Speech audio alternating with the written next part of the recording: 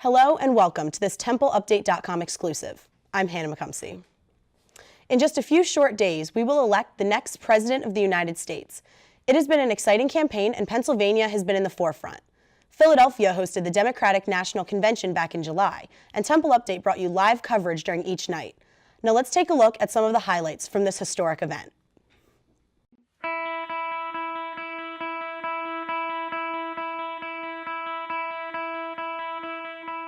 Hello and welcome. You're watching TUTV's live coverage of the 2016 Democratic National Convention. I'm Alexis Johnson. I'm Kate Riley. I'm Kylie Winkler. I'm Kelly Antonacci. I'm Taggart Howe. Dan Ray, TUTV News. Republicans we spoke to say they're welcoming everyone to Philadelphia, whether it be protesters, Democrats, or even just visitors. They say it's all just part of the democratic process. It certainly was a busy morning for Pennsylvania delegates as they gathered for breakfast on day one of the convention. The focus quickly shifted from first day excitement to a sense of party unity in the wake of the DNC chairwoman's announcement of Resignation Sunday. This morning, Sanders spoke with Florida delegates, telling them they can continue the revolution by making sure everyone votes.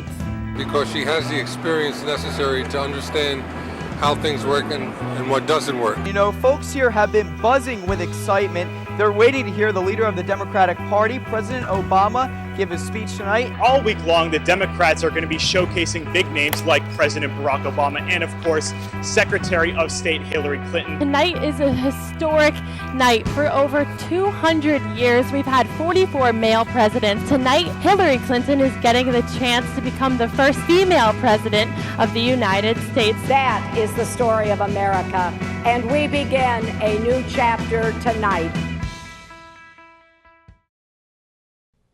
Both Hillary Clinton and Donald Trump have visited the city of brotherly love several times to rally supporters behind their campaigns.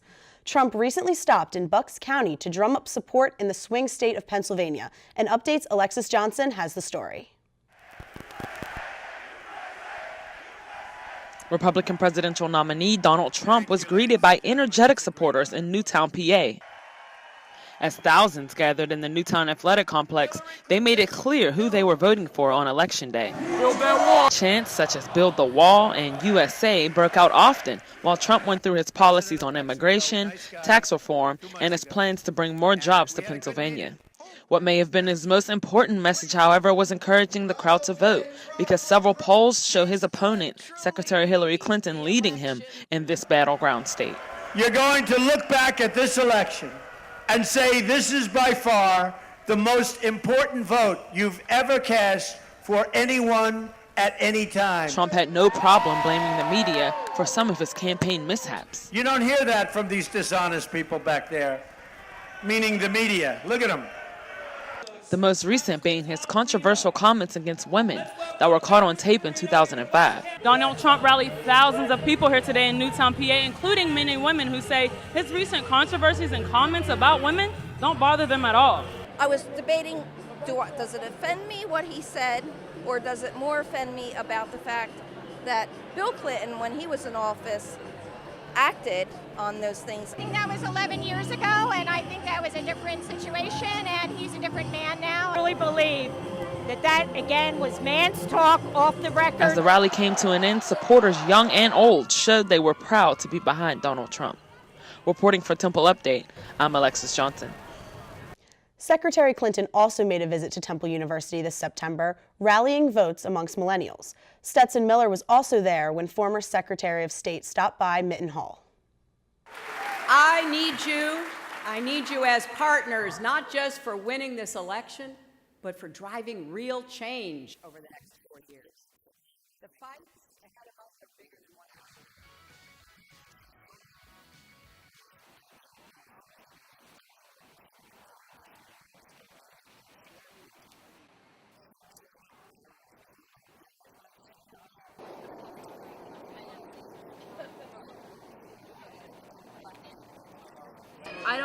I don't know all of her stances on everything, so I'd like to get to know more. I'm really excited about her campaign.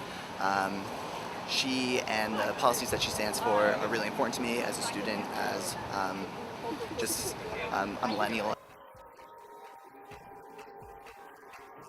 We came up with a plan that makes public college tuition free for working families, and debt free for everyone.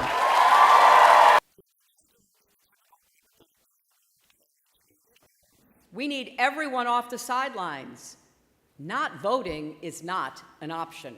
This is Hillary Clinton's second time on campus this year. And since the semester started 3 weeks ago, Bill Clinton, Vice President Biden, Donald Trump, and President Obama have all visited Philadelphia. The focus on our region and Temple shows that Pennsylvania and millennials are especially important in the path to the presidency. Reporting for Temple Update, I'm Stetson Miller. And Donald Trump made 2 visits earlier this year to Philadelphia, but our Temple Update cameras were not allowed inside. Taggart Hout spoke with those African-American community leaders who met with Mr. Trump at the View Banquet Hall. What do we want? Trump out of Philly! Protesters lined Broad Street in the city's Fairmount section, their voices loud and clear. We want to know who's in there. We want to know so we can expose them. They're a bunch of traitors to our community.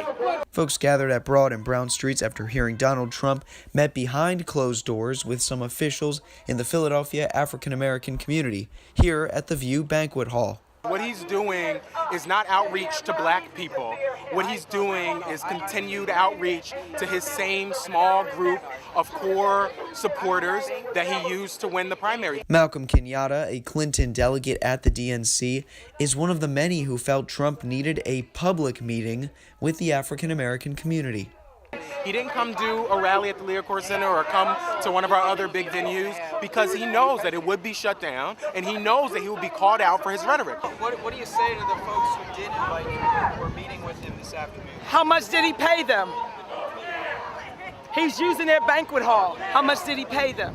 But inside, we talked about how Mr. Trump wants to come to become the president of the United States of America to make America great again. We're very interested in the thoughts and views of individuals that were in that room. Ryan Sanders was one of the 14 in the meeting. He told us Trump spoke about business ownership for African Americans. When you look at African American unemployment, right now I feel as though we've been left behind, at least in this past Obama administration. And if individuals have their own businesses, then they will be able to hire individuals from their own local communities. After nearly 2 hours of meeting with officials here at the View, Donald Trump walked right out of this back door here into his motorcade, drove to the end of the alley where he was greeted by chanting protesters, to which he gave a wave and a smile. Reporting for Temple Update, I'm Taggart Howe. Secretary Clinton was also in the area recently, campaigning with her running mate, Senator Tim Kaine, at the University of Pennsylvania. The former Secretary of State rallied at UPenn on Saturday, October 22nd. Clinton spoke to supporters about her specific policy plans and stressed how important it is to get out and vote. She also didn't shy away from taking shots at her opponent, Donald Trump. Honestly, I don't know how smart it is to lose $1 billion running a casino. Clinton will rally one final time before Election Day with President Barack Obama at the Philadelphia Constitution Center on Monday. President Obama, Mike Pence, and Bernie Sanders also visited Philadelphia to campaign for their parties' respective candidates this election season, and you can find those stories on our website at templeupdate.com. And the presidential race isn't the only thing that has everyone talking this election cycle. One of the most watched Senate races in the country is happening right here in Pennsylvania. Incumbent Republican Senator Pat Toomey is battling it out with Democratic opponent Katie McGinty in a race that has collectively cost over $100 million. The candidates have debated twice during this election cycle, most recently at Temple University's campus in the Performing Arts Center. Update's Dan Ray has the story. I believe that she will win. I believe that she will win. Before the candidates squared off, supporters didn't back down. Don't let Toomey stay in a tree.